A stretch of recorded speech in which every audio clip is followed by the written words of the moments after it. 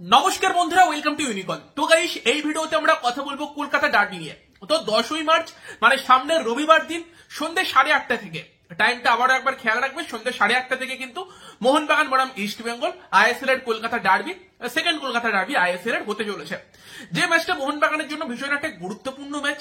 অবশ্যই সেটা ডার্বির মতো ম্যাচ সবসময় মোহনবাগান বা ইস্ট বেঙ্গল সব টিমই জিততে চায়, এবং তার পাশাপাশি ডার্বির মানে আবেগ বা উত্তেজনাটা বাদ দিয়ে দিল, মোহনবাগানের লিগ শিল্ডের দৌড়ের জন্য এটা একটা গুরুত্বপূর্ণ ম্যাচ। মোহনবাগানের জন্য 3টে পয়েন্ট ভীষণ গুরুত্বপূর্ণ দরকার। মানে এই ডার্বির মতো ম্যাচে ইস্ট বেঙ্গল এখন যেরকম ফর্মে আছে, মোহনবাগান যদি পয়েন্ট হারায় সেটা কিন্তু ডেফিনেটলি মুম্বাই সিটি এফসির মতো টিমকে বড় সুবিধা দিয়ে দেবে।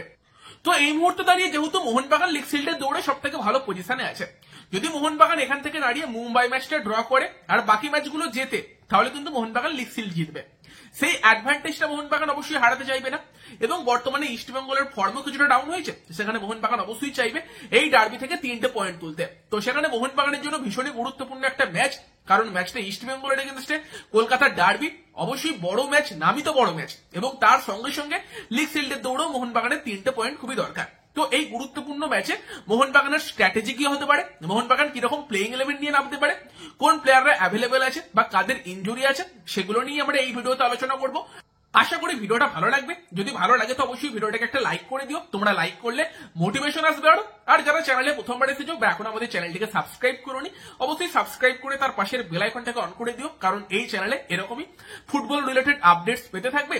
তো সেখানে চ্যানেলটা সাবস্ক্রাইব করে তার পাশের বেল আইকনটা অন করে দিলে যখনই আমি ভিডিও দেবো, তোমরা সেই ভিডিওগুলো সবার আগে দেখতে পাবে। তো যদি আমরা মেন টপিকে যাই, তো সেখানে মোহনবাগানের বর্তমান টিমের খবর কি, চোট আঘাতের কি খবর আছে, সেই জায়গায় দাঁড়িয়ে শাহাল আব্দুল সামাদ সব থেকে বড় একটা চিন্তার নাম হয়তো মোহনবাগান সমর্থকদের আর কি মাথাতে আছে। তার কারণ শাহাল আব্দুল সামাদ কিন্তু লাস্ট ম্যাচেও অ্যাভেলেবেল ছিল না এবং বেশ কয়েকদিন বল পায়ে প্র্যাকটিস করেনি।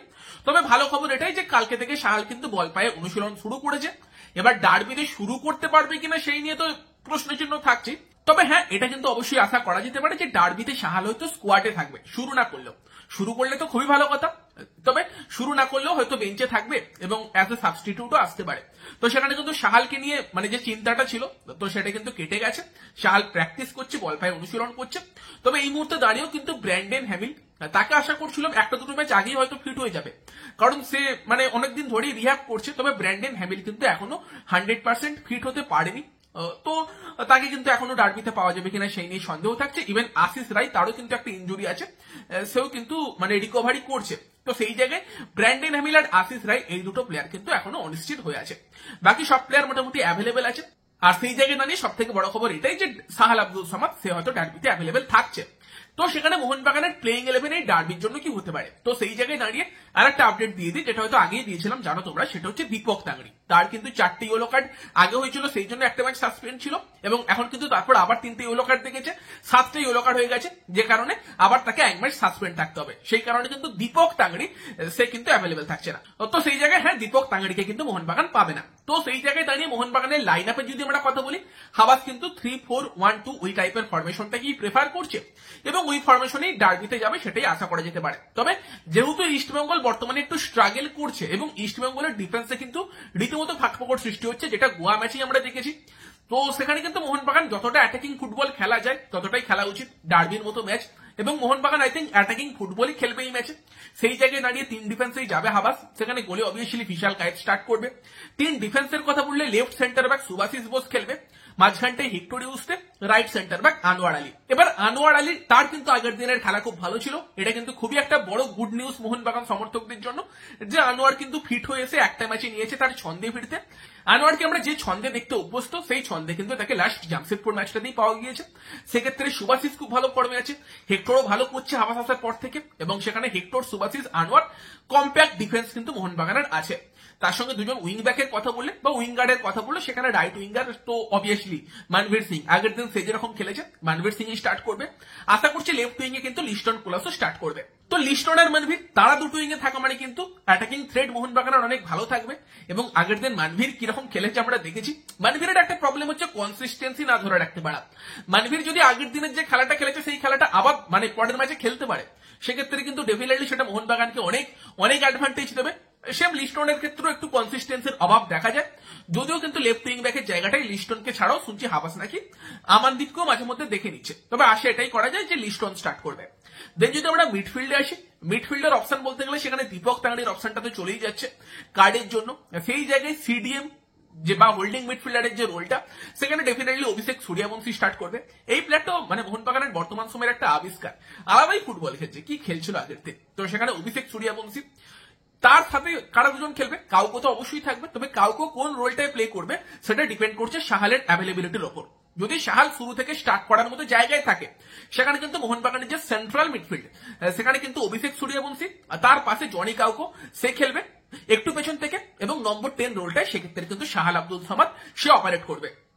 তবে যদি সাহাল একদম শুরু থেকে স্টার্ট করার মতো জায়গায় না থাকে, যেটার পসিবিলিটি এই সময় দাঁড়িয়ে একটু বেশি মনে হচ্ছে, সেক্ষেত্রে কিন্তু জনি কাউকো এবং অভিষেক সূর্যবংশীর সঙ্গে সেখানে স্টার্ট করবে হচ্ছে অনুরোধ থাপা, এবং সেখানে অভিষেক সূর্যবংশীর পাশে অনুরোধ থাপা খেলবে। মানে বলতে পারো নম্বর 6 যে রোলটা হয় সেটা অভিষেক সূর্যবংশী প্লে করবে, তার পাশে নম্বর 8 রোলটা সেটা প্লে করবে অনুরোধ থাপা, আর নম্বর 10 যে রোলটা অ্যাটাকিং মিডফিল্ডের যে রোলটা, সেই রোলটা প্লে করবে সেক্ষেত্রে জনি কাউকো।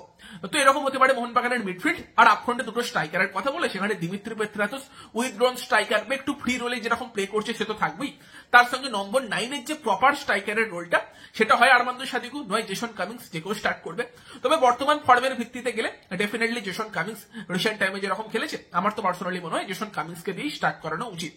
যদিও হাবাস কিন্তু রোটেশন করে খেলাচ্ছে সাদিকুকে কখনো কামিংসকে, আগের দিন যদিও সাদিকুও গোল করেছে, তবে একটা জিনিস আমরা খেয়াল করেছি যে সাদিকু কিন্তু মানে যখন সাবস্টিটিউট হয়ে আসছে তখন বেশি বেটার খেলছে, এবং কামিংসকে কিন্তু হাবাসের আন্ডারে শেষ 3টে ম্যাচ আমরা 3টে গোল করতে দেখেছি। শেষ 3টে ম্যাচ বলতে যে 3টে ম্যাচে সে স্টার্ট করেছে, একটা হায়দ্রাবাদ ম্যাচ, দেন তারপর নর্থ ইস্ট ম্যাচ, দেন আগের দিনে জামশেদপুর ম্যাচ। তো সেখানে কামিংসের খেলা দেখে যা মনে হচ্ছে কামিংসকে স্টার্ট করানোটাই কিন্তু বেটার অপশন হবে। তো এটাই কিন্তু হতে পারে মোহনবাগানের ডার্বিতে বেস্ট 11, এবং মোহনবাগানের কাছে কিন্তু সুযোগ আছে এই ডার্বিটা জিতে নেবার, কারণ এই ডার্বিতে পার্সোনালি আমার মনে হয় যে মোহনবাগান কিন্তু এগিয়ে নামছে। শেষ দুটো যে ডার্বি হয়েছিল সুপার কাপের ডার্বি, সেখানে মোহনবাগানকে মনে হয়েছিল একটু পিছিয়ে আছে, সেই ম্যাচটা মোহনবাগান হেরেছিল। আগের ডার্বিটা তো মনে হচ্ছিল যে ইস্টবেঙ্গল যেরকম খেলছে ম্যাচটা সমানে সমানে হবে, সেই ম্যাচটা ড্র হয়েছিল। তবে বর্তমান ফর্মের বিচারে গেলে ইস্টবেঙ্গল কিন্তু একটু স্ট্রাগল করছে, এবং সেখানে কিন্তু মোহনবাগানের সামনে সুযোগ থাকবে, এবং সেখানে দিমিত্রি পেত্রাতুস সে সব থেকে গুরুত্বপূর্ণ প্লেয়ার হতে পারে। কারণ আমরা রিসেন্ট টাইমে দেখেছি ডার্বি ম্যাচে কিন্তু মানে সমর্থকদের যে চাপ সেটা সব থেকে ভালো সামলায় কিন্তু দিমিত্রি পেত্রাতুস, এবং মোহনবাগান সমর্থকদের নয়নের মণি হয়ে উঠেছে। তো সেখানে দিমিত্রি পেত্রাতুস ভীষণই একটা ইম্পর্টেন্ট প্লেয়ার হবে মোহনবাগানের জন্য। তার পাশাপাশি কিন্তু অভিষেক সূর্যবংশী মিডফিল্ডে তার রোলটা খুব ইম্পর্টেন্ট হবে, জনি কাউকো, মনবীর সিং, বা ডিফেন্সে কিন্তু সুভাশিস, হেক্টর, আনোয়ার, তাদের রোলগুলো কিন্তু খুব গুরুত্বপূর্ণ হবে। তো সেখানে মোহনবাগানের স্ট্র্যাটেজি কি হতে পারে সেই নিয়ে মোটামুটি আলোচনা করলাম। একটা ডিটেল ম্যাচ প্রিভিউ আসবে, এবার ইস্ট বেঙ্গলের প্লেইং 11 কি হতে পারে সেই নিয়েও ভিডিও সকালে দিয়ে দিয়েছি, এটা মোহনবাগানের প্লেইং 11 কি হতে পারে সেই নিয়ে ভিডিও ছিল, আর আই থিঙ্ক শুক্রবার শনিবার করে একটা আমরা ডিটেল ম্যাচ প্রিভিউ করে নেব। তো সেখানে তোমাদের কি মনে হয় মোহনবাগান এই মানে ডার্বিতে কিরকম প্লেইং 11 নিয়ে নামতে পারে, তোমাদের মতামত অবশ্যই কমেন্টে জানিও। ভিডিওটা ভালো লাগলে ভিডিওটাকে লাইক করে দিও, শেয়ার করে দিও, আর আমাদেরকে ইনস্টাগ্রামেও ফলো করতে পারো, ইনস্টাগ্রামের লিঙ্ক ডেসক্রিপশন বক্সে আর কমেন্টে দিয়ে দেবো। ফেসবুক পেজেও আমরা মাঝে মধ্যে ভিডিও ছাড়ি, তো ফেসবুক পেজেও কিন্তু ইউনিকর্ন সার্চ করে আমাদের ফলো করে নিতে পারো।